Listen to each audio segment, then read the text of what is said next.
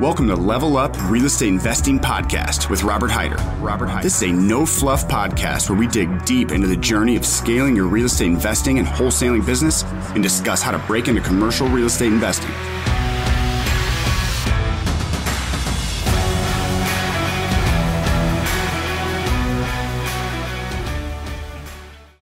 Robert Hyder here with Level Up Real Estate Investing Podcast. For those who don't know me, I'll go through my journey a little bit here.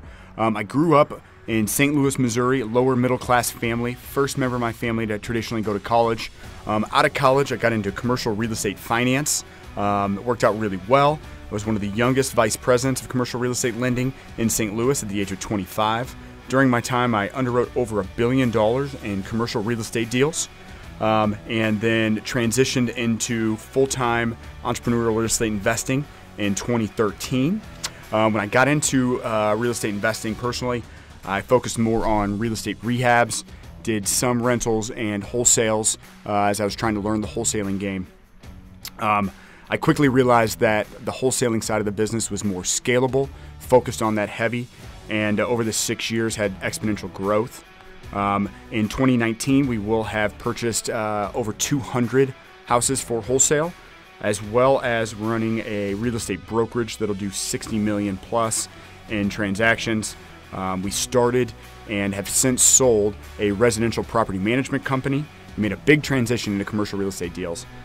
We own and manage over 110,000 square feet of commercial space, as well as 60 plus residential doors.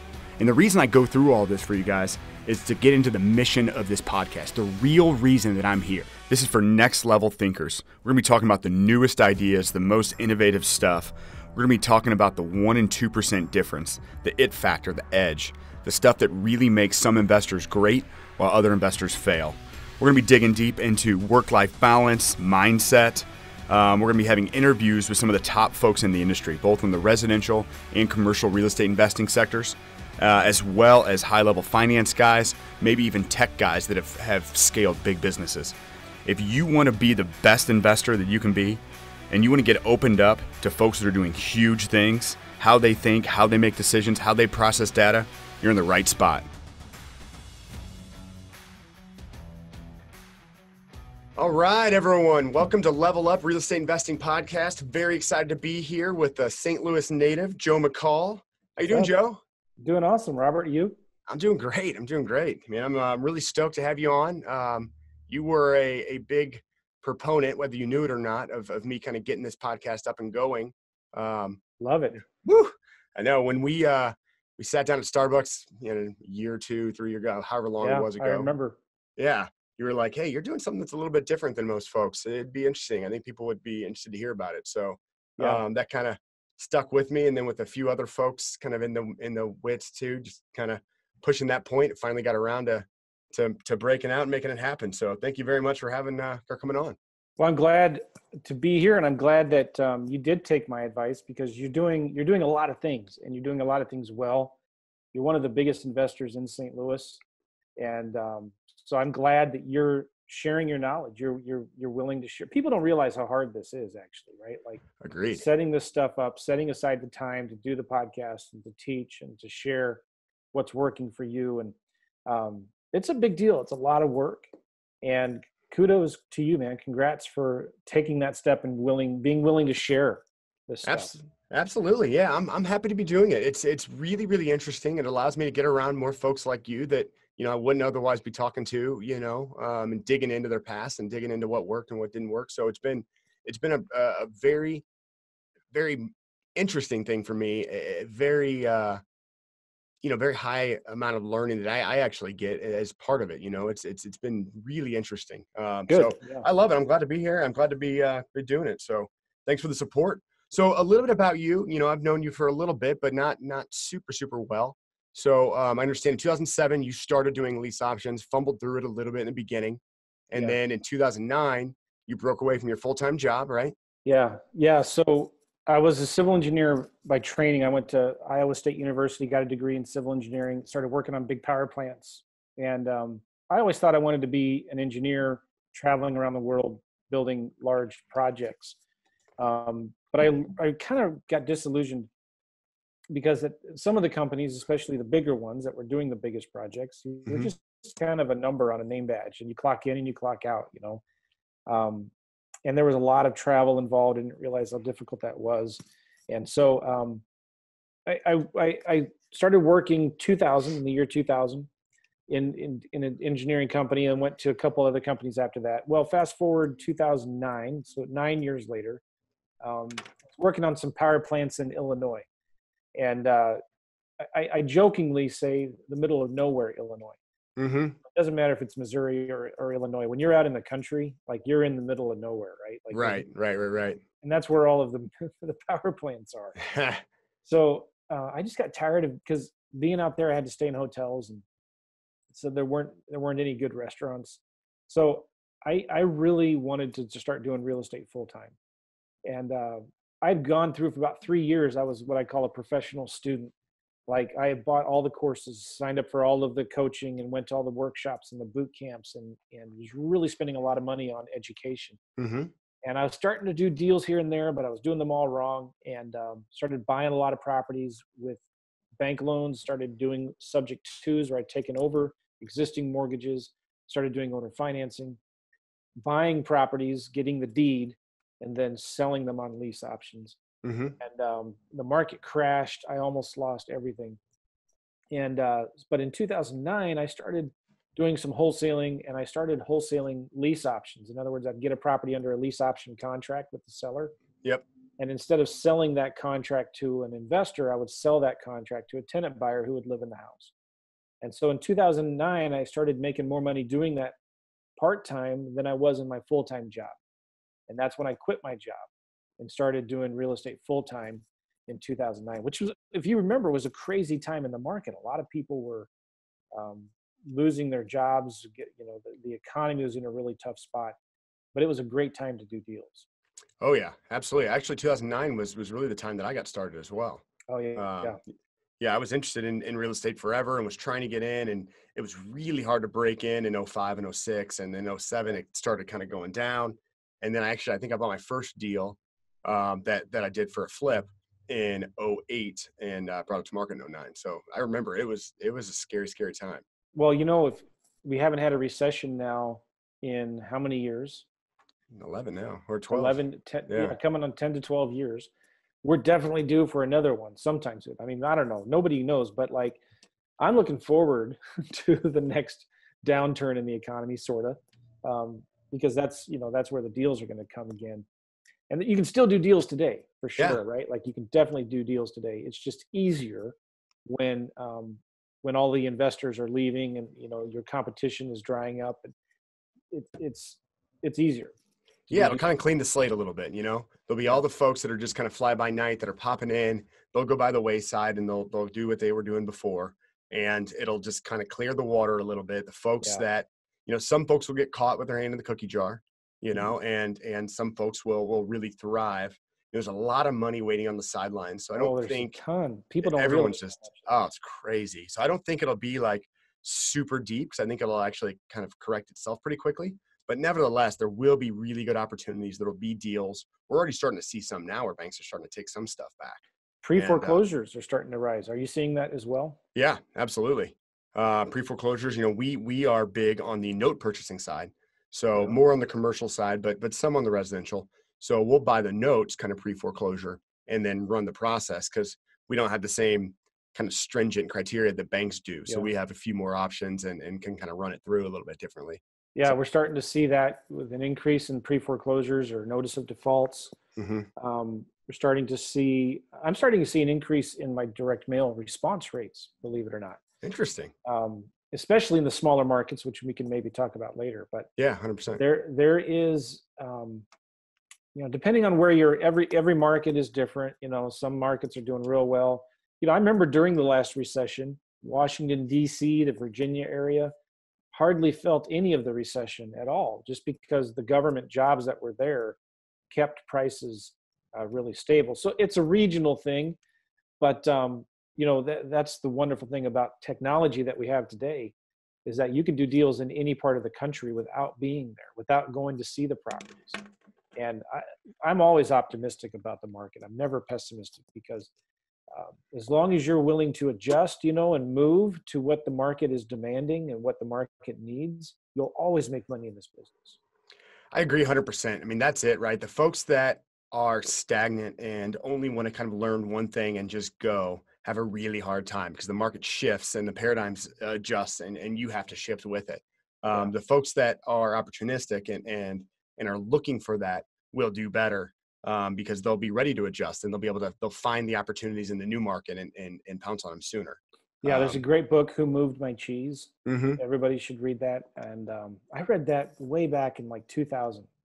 Oh, yeah. And ever since then, that was 20 years ago I read that book.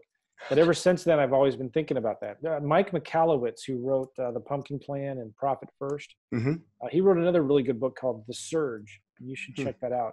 But it's about just always looking to see what the trends are. And in real estate, all you need to do is follow the money, right?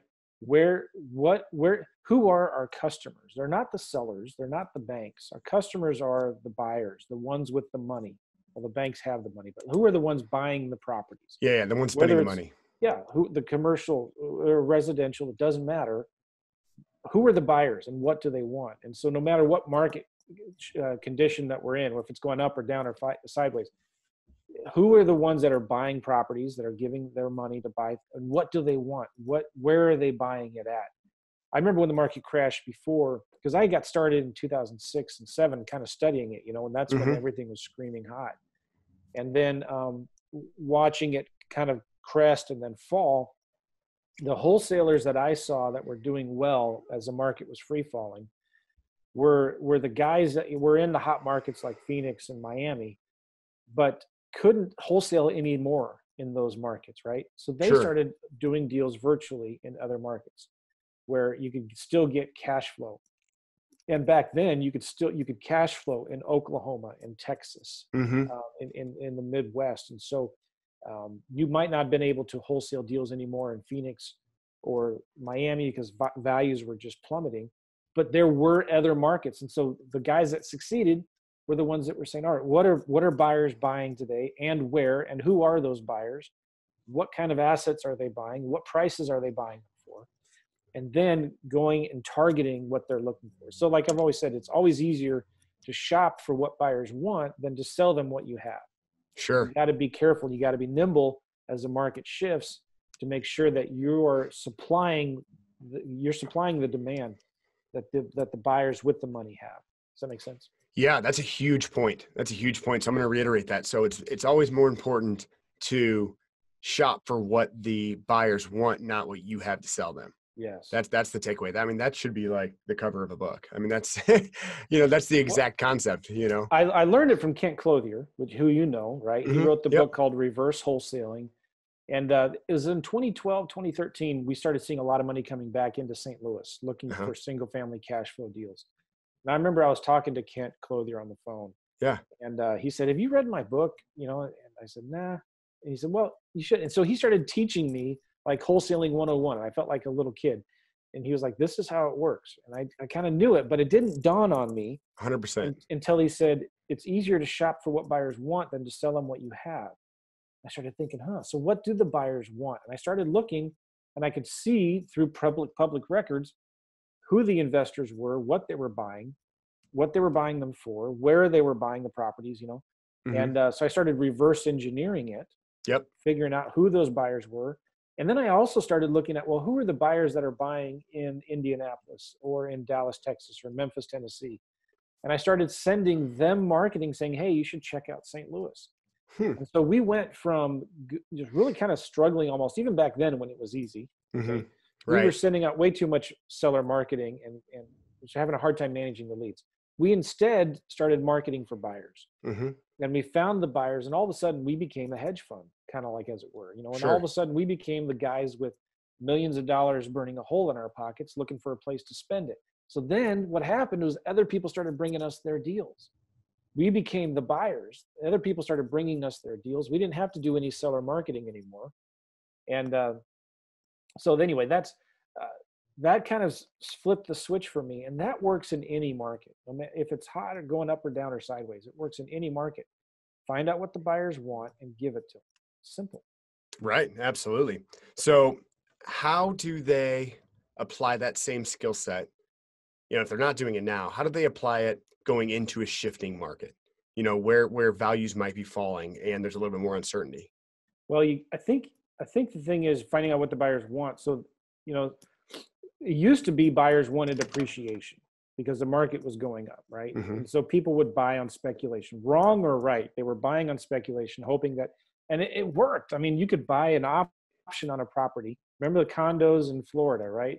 Or on the Gulf Coast, you could buy an option on a condo, and before it was even finished, or when it was finished, you could sell your option and make 30, 40 grand, right? Well, Right. that worked.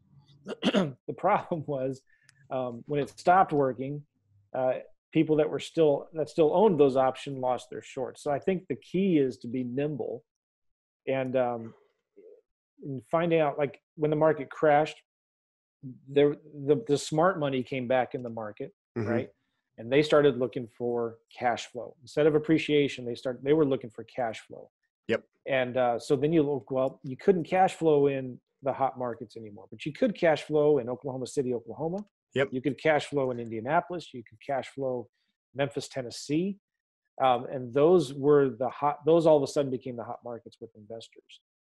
So I think we'll see that again here. We're starting to see it now. I mean, you're starting to see rehabbers I've seen this for the last year, and I predicted the market was going to shift downwards in 2018 and 2019. So we're still going up, we'll see what happens. But Yeah. the great thing about, I'm kind of going into rabbit trails here, but the great thing about the real estate market, it's not like the stock market, which can change on a dime, right? Hmm. Real estate is much slower. So you can spot the trends and have a lot more advanced warning. But so the key though is understanding what the buyers want and where they're buying it, and not being, if you're stuck with too much debt and too much leverage without multiple exit strategies, Hmm. without a contingency plan, you can get in trouble when the market shifts. That's why I love in terms of single family homes, is why I love wholesaling so much, is because I don't own the property, I'm just controlling it. Nelson Rockefeller said the secret to success and wealth is to own nothing and control everything. So if you could find ways to control property and real estate without owning it, you're better able to shift when the market shifts with it. So staying in tune of the market, watching the trends, and following the demand is I think, the key to success and doing well in the market. 100%. I couldn't agree more with you. Are there any specific places that you're looking to get that data to kind of check those market trends and keep up with that information? Well, yeah, one of the best ways I think is I go to, my favorite news source is Google, Hmm. news.google.com. And you can set different categories that it will give you news stories on. And so one of Yeah. my categories is real estate. And in there, I just saw a news article the other day from Motley Fool. You've heard of Oh yeah. fool.com or Motley Fool. Oh yeah. They had the top 10 real estate markets to buy rentals in 2020. So what are the best markets in 2020 to buy rental real estate? And there's a top 10 list. And then you look down further and there's another top 10, like 10 through 20 or 11 through 20, right? Right. And you look at those markets and it's really interesting. Some of them I don't agree with, because if I were looking for a market to start wholesaling in, I probably would. One of their markets was Tampa, and one of them was Atlanta. Hmm. Huge markets, but really super competitive. And maybe later I can send you a link to that article. You can look at it. Yeah. But 90% of the cities in there were like Amarillo, Texas, right? A small little community. Well, maybe not that small. 500,000 people or whatever. Sure. A lot of towns in Oklahoma, in Indiana, Ohio. Some of these areas where you have good, strong economies, median home prices that are affordable, and rents that are relatively high. Hmm. Good local economies and things like that. So Sure. Employment sources, things, yes, folks can exactly. pay the rent. Yeah. So follow the companies that are doing the research, right? And the other interesting thing about that, Motley Fool, it's a huge publication, millions and millions of followers. I'm thinking, you know what? Who's reading that article? The dentists that play golf, every week together Yeah. are reading that article, and they're saying, "Hey, let's invest in some real estate." And or the doctors or the people that have managed pensions and money, they're reading those articles thinking, "Hey, let's check out Amarillo, Texas, and let's see what's going on over there." Then you can go and see, all right, with services like Data Tree or List Source or PropStream, you can go in and see who are the major players in Amarillo, who are the turnkey providers in Amarillo, Texas, that are who are the property managers there that already have a boots on the ground operation in those cities, and approach them and say, "Hey, listen, if I were to do some marketing in your area and bring you the deals, could we work together on them?" You could find other investors that are already doing deals there, other wholesalers that are already doing deals there, and turn your. It's kind of like watching the trends based on what you're seeing in the media. 9 times out of 10, you're going to get it right. It's going to be okay. Sure. Yeah. I mean, because once the media is talking about it and it's Yeah. kind of coming up, and it's just a slow. The bigger the ship is, the harder it is to turn. Kind of like we talked about with real estate. So even when the media is talking about it, you still have time to adjust, and it's still kind of coming down the pipe. Do you want me to read these cities to you? Yeah, let's hear them. All right, Amarillo, Texas. I don't even know where that is.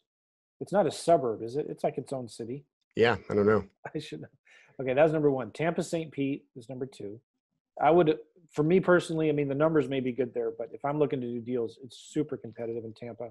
Mm-hmm. I would probably avoid that. So Amarillo, Tampa, St. Pete, Oklahoma City, Atlanta, Georgia, Cedar Rapids, Iowa. Can you believe Cedar Rapids, Iowa? No. They have some huge manufacturing plants there. John Deere. I talking out of there's maybe some car manufacturing facilities there. Cedar Rapids, Iowa, Indianapolis, Jacksonville, Florida, North Charleston, South Carolina, Louisville, Kentucky, Dallas, Fort Worth. And the article talks about what are some factors. If anybody wants to look this up, just Google the 10 best places to buy rental property in 2020, fool.com. The 10 best places to buy rental property in 2020. You can probably find the article. And then the next few cities that they were keeping an eye on but didn't make the top 10 list: Pittsburgh, Pennsylvania, St. Louis, Missouri, Lima, Ohio. Have you ever heard of Lima, Ohio? Cleveland, Birmingham, Alabama, Montgomery, Alabama. We're doing a lot of deals right now in Birmingham. Really? Alabama is a great market, yeah. Interesting. Montgomery, Alabama, Salisbury, Maryland, and Detroit, Michigan. And so they're looking at Detroit.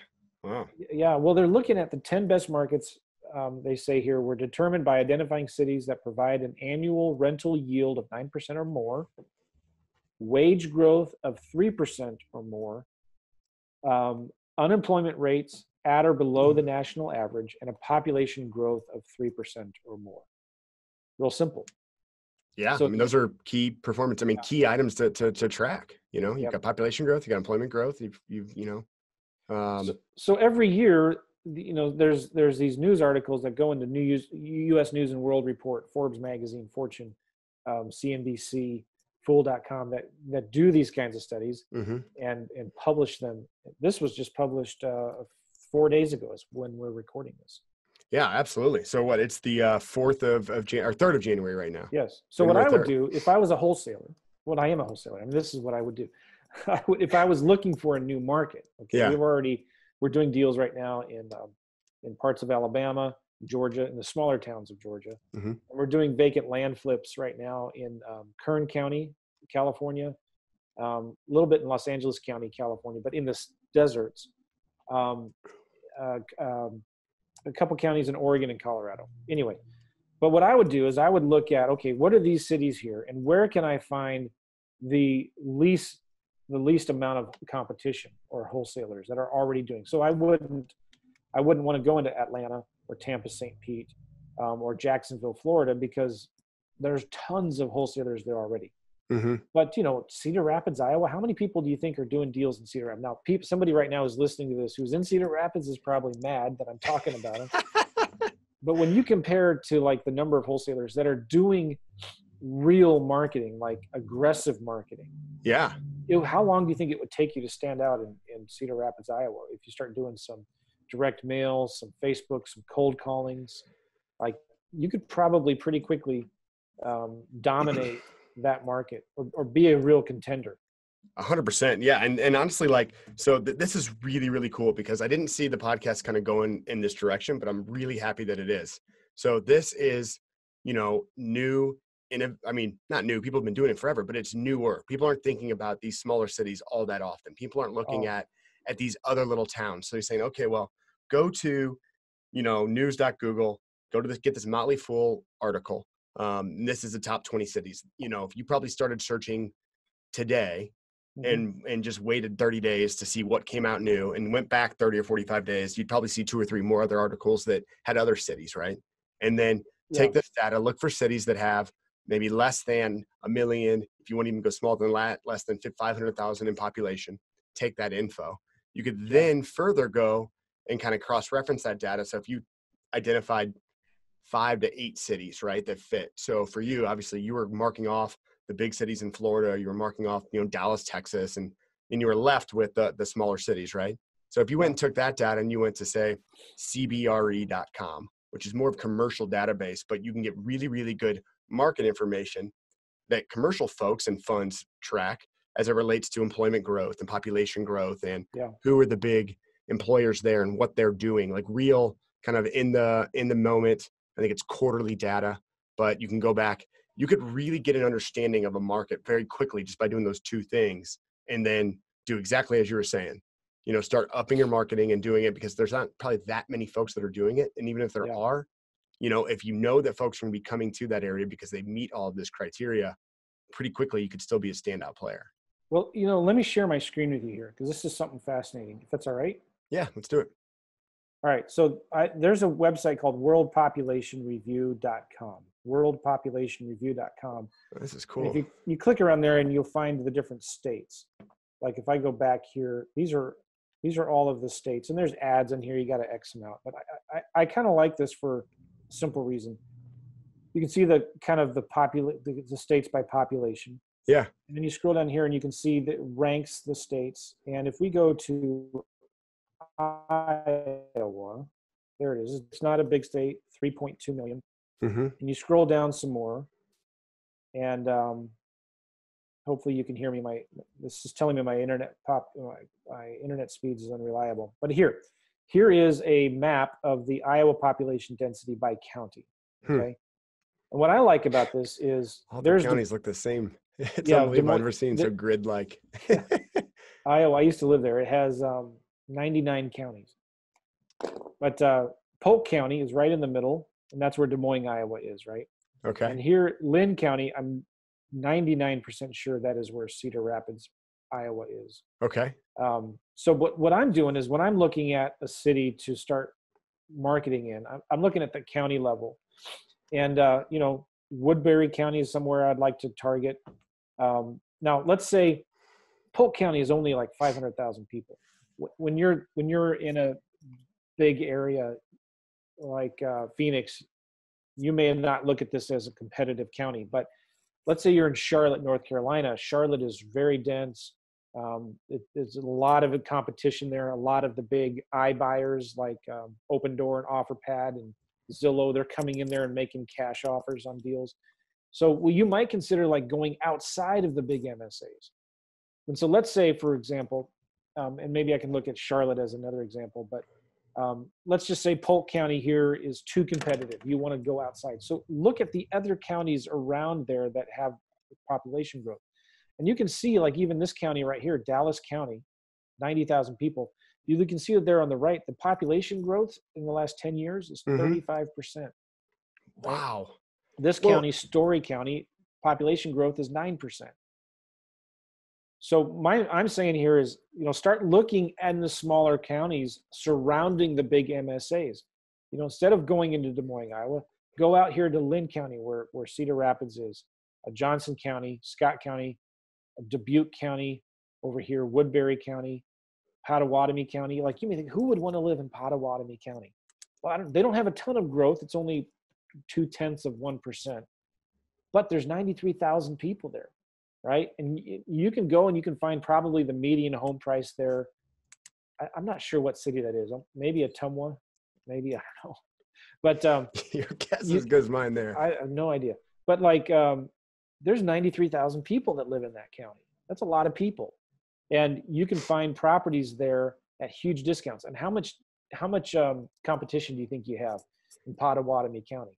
Virtually none.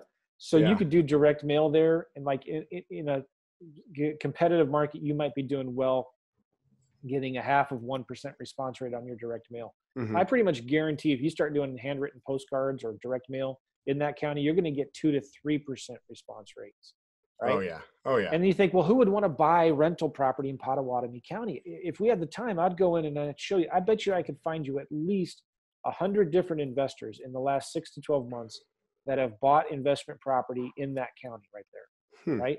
So they're easy to find who these investors are. And then you can negotiate. You can do this virtually over the phone. You can use mobile notaries to get your contracts signed, and go out and find who these investors are, what they're buying, and sell it to them. So anyway, there's so much opportunity there. And when you're looking at a county map like this, just start looking outside of the big MSAs in these lighter orange or orange type of counties, and start targeting investors there. Does that make sense? Yeah. So which county was it kind of right there in the middle of the state that had 35% growth? Just one over Dallas, from that, right? Dallas County. Dallas County. And what's their population there? 90,000? 90,000. Yeah, that seems like a good one to start. Holy hell. So I'm going to show you something else here. Let's go to listsource.com. Listsource, you get a free account there, but it costs money to download. And I'm going to log in to my Listsource account. Let's just look to see how many investors, what kind of investor activity has happened in the last year in Dallas County, Iowa. So if I go here to create your own list. This is huge, folks. All right, so I'm going to go to geography. Listsource is a website owned by CoreLogic, I believe. Yes, which is the big mother data provider of all of them. So they're the big cheese. All right, so I go to Iowa. Let's go to Dallas County. Just add Dallas County in there. There's 35,000 properties in Dallas County. So I'm going to go here to property. I want to go to, let's do property type. And let's do single family residences of 1 to 4 units. There's 15,000. And then let's go here to last market sale date. I can tell you don't do this often. I go to add. So this is the last 12 months. I did last 12 months. I brought it over. Let me zoom in a little bit. I brought it over. There's 787 transactions in the last year. I'm going to go to options. I'm going to do absentee owned. And I'm going to say no preference for corporate owned. So I don't care if it's an LLC that buys it. 89 transactions in the last 12 months in Dallas County. Okay. And if I can go and I can pretend like I'm going to purchase a list here. And let me zoom out a little bit more. And if I go in here to remove duplicates, there's 82 different investors that bought an investment single family residence of 1 to 4 units in that county in the last year. 82 different ones, right? And so if I wanted to, I could buy this list. It's $2. I would have paid $2.50 because I got a special deal with Listsource. But you could find out who those people are, right? What they bought, what price they paid for it. And you can get their address. So you could send them, you could skip trace them, you could cold call them, you could send them a letter, and you can go in and start finding deals here. Now, Dallas County, right? There's 90,000. One thing I'm going to do back here, let's do one more thing here. Zoom back out a little bit. Let me go back to, here we go, refine search. I'm going to see how many people own properties there that have a lot of equity. And so I'm just going to start a new one here. Create your own. I'm going to go to county. Let's go to Iowa, Dallas County, right? Dallas. This is a county due west of Des Moines, Polk County. And so then I'm going to go here to property, and I'm going to go to equity. I'm going to say unknown. Let's do 50 to 100% equity and unknown. So that's people that have 50% equity or more. I'm going to go to length of residence. I'm going to say 10 plus years and unknown. So this is a property that has a lot of deferred maintenance. They've owned these properties for over 10 years. And let's go to property type. And I only want, let's just say single families. Okay. So in that one county alone, there are 4,900 properties that have been owned over 10 years that have at least 50% equity in them. And if I wanted to, I could even go to demographics, and I could say age. And I could say, all right, show me all of the ones that are owned by somebody over the age of 55. So this could be somebody that is, they're elderly. They may be looking to downsize or move out of that property. And so if I wanted to, I could buy, this is a great list to mail to, right? Yeah. So I mean, it's like 8% of the homes in that area, right? So it's like a total of like 35,000 homes, right? Isn't that what we defined? I forget. Yeah. I forget. Long story short is that's fantastic. So like 8% of the homes of the properties that are in that market are owned by folks that are of retirement age that have 50% or greater equity in single family homes. And they've owned it for 10 or greater years. Now, of any pool of homeowners that are more likely to sell, usually they're absentee owners, right? Mm-hmm. So if I just say only give me absentee owners, well, there's only 9, so I might have done something wrong there. But just do no preference. If I wanted to do deals in Dallas County, and this is just one county, right? Like I would, if I wanted to target Iowa, I'd go after all of these orange counties and Polk County probably, right? Mm-hmm. But I would start sending letters to people who own properties over 10 years that have at least 50% equity. Oh, I know what the problem was my age. I did the age. So let me remove the age, because we don't discriminate against age, right? So now I do absentee owners. Okay, so now I have 279 absentee owners that have 50% equity or more that bought the property over 10 years ago that have a single family. That's a great list to skip trace and cold call right there. Wow. Okay? Yeah. Just skip trace them and start cold calling and sending them letters. So anyway, what there are people that will buy properties in these small counties. So find out who they are and then start marketing to these to the owners. How about Lynn County? If I go here real quick, I hope I'm not boring anybody. No, I think this is huge. I think people are going to love this. Go to Lynn County. Let me remove Dallas County. So here we go. We have 2,564 absentee owners, in-state and out-of-state, absentee owners that have owned their properties over 10 years that have at least 50% equity in Lynn County. This is another great list, again, to start cold calling. How many people do you think are cold calling homeowners right now in Cedar Rapids, Iowa, or absentee owners looking for deals? Many. Like in Phoenix, you have investors there that have teams of 30 to 40 cold callers every day calling probably thousands of phone numbers in Phoenix, right? Oh, yeah. But like in Cedar Rapids, Iowa, nobody is cold calling really. But here's 2,500 that you can start cold calling, saying, hey, do you want to sell your property? And you could also go then and just say, let's do only owner occupants. There's 18,000 owner occupants with 50% equity or more that have owned it over 10 years. And if you wanted to go into demographics, you could say, all right, that are over the age of 55, 10,000. I mean, that's a great list to send direct mail to. Anyway, wow.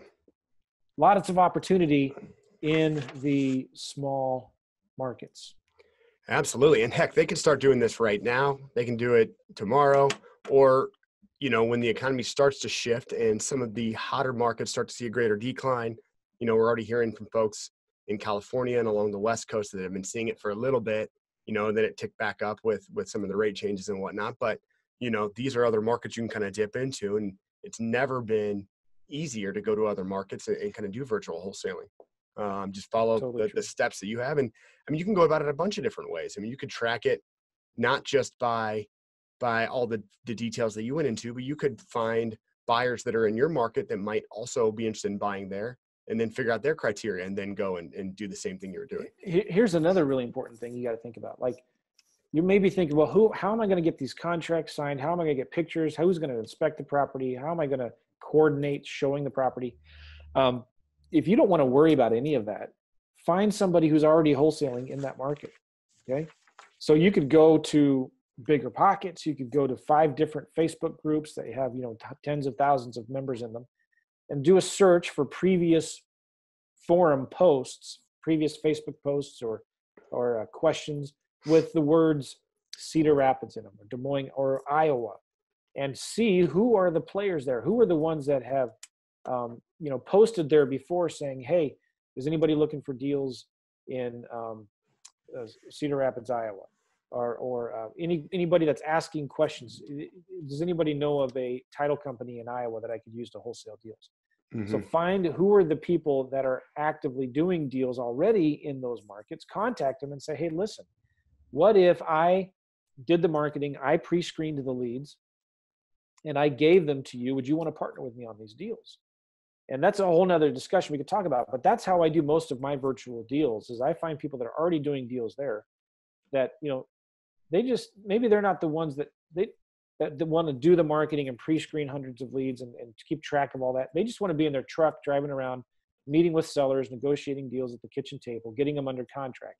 Yeah. So I find those guys and I say, hey, listen, what if I did the marketing, pre-screened the leads, handled all that mess, and just gave you pre-screened leads, and we partnered on them and did 50-50.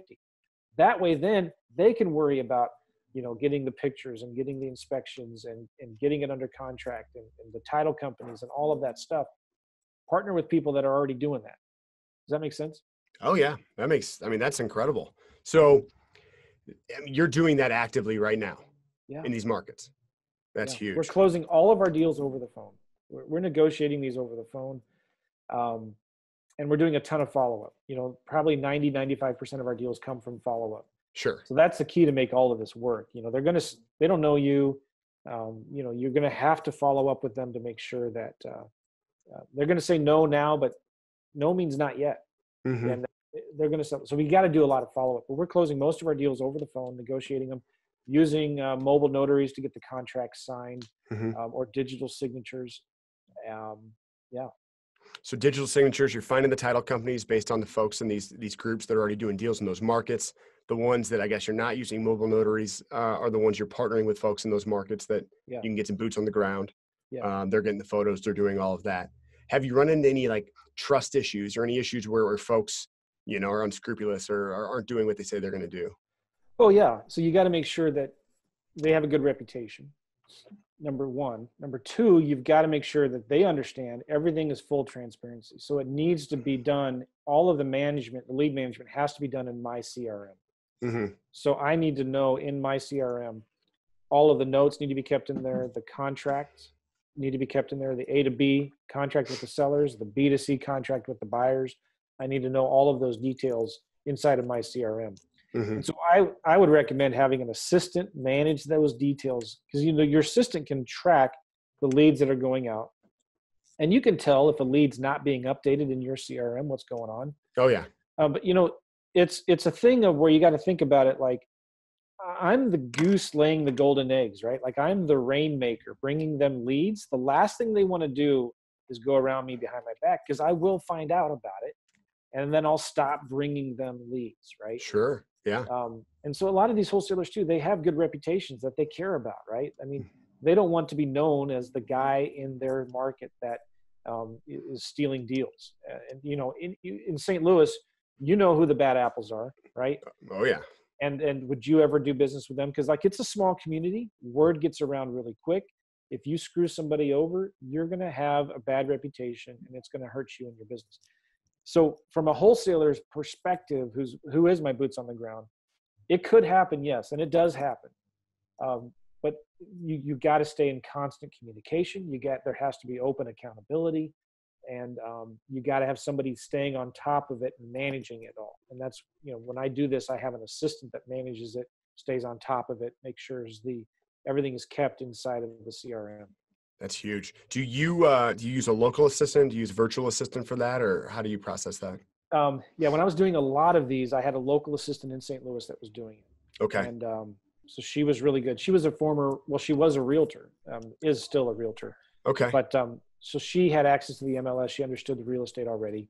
Hmm. She just wanted a consistent, normal, steady paycheck, and that's why she wanted to work for me.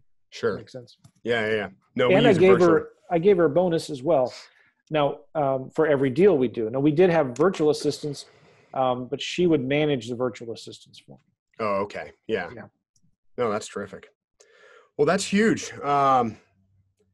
That went, like I said, in a different direction, but I'm really, really happy it Oh, that did. was okay. No, I loved it actually. I mean, that's exactly the point of this, right? Like, see the innovative stuff, the stuff that other people aren't doing, or maybe people are doing it, but you just don't know that it's occurring out there. And I think these are, fantastic skills to either, if you're already doing it, to sharpen up, but if you're not doing it, to start to learn. Because if nothing else, at least you're diversifying markets. You're learning how to do it, so you're prepared when the market does shift. Because no one really knows what's going to happen.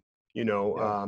We do know there's a lot of money on the sidelines, that people are kind of being prepared, and that everyone's looking in all these different directions. It doesn't seem like there's any real glaring thing out there in the market that's like, okay, well, that's the bubble. That's what's going to burst. It's going to cause all this. It's more than likely a bunch of small things, and probably the effect of an adjustment to one of those things is what might affect your market the most, that we don't even, it's 2 or 3 steps out that we don't even know about yet. So Yeah.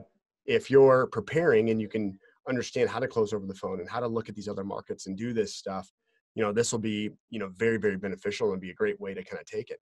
And to be totally honest, on a bit of a separate note from what we've been talking about this whole time, but this is a lot of what folks do on the commercial real estate basis. I know when we're looking at other Yeah. markets, we're buying a deal in Indy right now, and I was trying to get ramped up on that market really quickly, and that's why I mentioned cbre.com, because I could very easily go and get market data. I mean, just a ton of market data, and really understand who the big employers are and what those employers are doing. Are they hiring more? Are they laying people off? What industries or what sectors are really doing well in that market? Kind of where's the population shift? All these different variables. This worldpopulation.com website is a really, really cool tidbit. That's something that I'm going to really dig into, because that's interesting. You can see kind of, the population and employment hub, and you can see the surrounding markets. And when you see 35% growth over 10 years, something exciting is going on there. And the people locally know it, but folks around the country probably don't yet. Let me share one more thing with you. If you scroll down, you see my screen here. Mm-hmm. This was population density. If you scroll down, here's population growth rate. So you can see in red or yellow or orange, which counties are having the faster growth rate. Yeah, that's huge. So then take that, and maybe this website even tells you, but the real basis of that is there's a reason why population is growing there. Yeah. And more than likely it's employment. There has to be something that pays the bills. Either it's what they call a bedroom community, which means everyone lives there, but they drive an hour to work somewhere else, which in more rural communities, you see that. Or the opposite of that would be there's actual employment growth in that market that's driving population growth, because people then can afford to rent or buy homes to build their families and live in. So that's right. So those are the big variables. Taking, kind of cross-reference that data, and then do the list source searches and start getting to work.